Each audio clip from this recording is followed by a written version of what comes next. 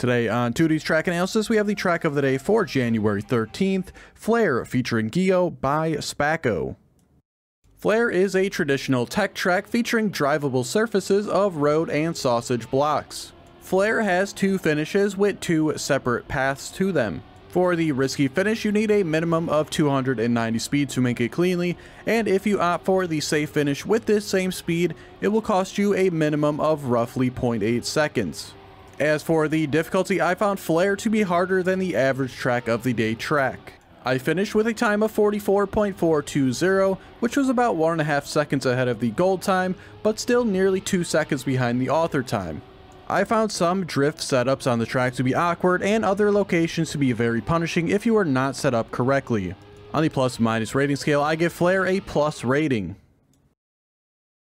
For today's analysis, we are comparing my time versus the current world record goes, which was driven by Massa, and they had a 41.661. Here at the first drift location, I was just a little bit too aggressive on the brakes and ended up sliding much too far on the outside. I'll still end up with a decent line through that sausage part, but upon the exit, I was just not aggressive enough towards the right-hand side.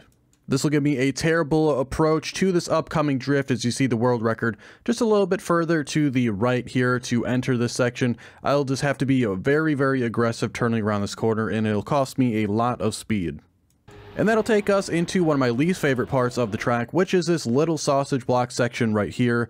If you did not have a great setup here and were a little bit off, you would easily go flying off the sausage block and crash out. I felt like this part was just way too punishing if your line was even just slightly off. I'll make it through cleanly on this attempt, and for the upcoming drift, our lines are very different, but at the end we end up in a similar spot and with similar speed as well. As for this next drift though, I set up a little bit too far inside when I start my drift, which will cause me to leak upwards and have a bad corner on the exit. And for this next upcoming drift as well, just setting up once again much too far inside. I'll have to be very aggressive here, and this is one of the biggest corners here where I will lose just a ton of speed on the exit. The same could be said for this upcoming drift as well, though we start on similar lines. You'll see the world record just hugs the corner much better. I'll end up again going to the upper left here. This is one of the drifts again that I struggled on the most. There's like 3 of them that I took very poorly and just could not do consistently. That'll lead us into this next drift here though, in which I actually could have been more aggressive on the drift. Usually the problem is I'm being too aggressive, but here I was just not aggressive enough. I end up being too wide and on the exit having to release gas a couple times. Upon the exit though, you gotta weave through this little section here and then hope you get this drift right here. You want to start it so early, but the weaving in the previous section makes this timing to start this drift very awkward, and a lot of times the drift would just not happen. And this is the last turn, so that leads us into the risky and non-risky finish. And like I said earlier, you need a minimum of 290 speed to make this jump cleanly. And of course, if you go to the left-hand side here, you will have the path to the normal finish, which if you take at about 290 speed, it'll cost you a minimum of 0.8 seconds. So again, thought today's track was just alright. The small sausage block piece near checkpoint 3, I thought just didn't work out all that well.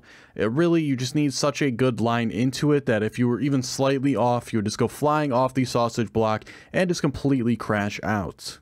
Also, the section near the end, again, I thought was very awkward to set up with the little section in front where you would sometimes have to weave through it and then try to hold right long enough in order to start the drift, and a lot of the times that drift just would not happen. And those two things really lowered the score for the track today. Tech has been and continues to be one of my weaker styles of tracks to drive, so it's not surprising that the gold medal took me a bit longer today to get, and again, I was not even that close to getting the author. But that's it for the analysis today and for the week. I hope you enjoyed. If you did, please like the video and subscribe so you don't miss out on future videos like this one. Check the description for links to my Twitch and Discord if you are interested in following those, and be sure to go watch all the other analysis videos if you haven't already. Thanks so much for watching, hope you have a great weekend, and I will see you on Monday for the next track analysis.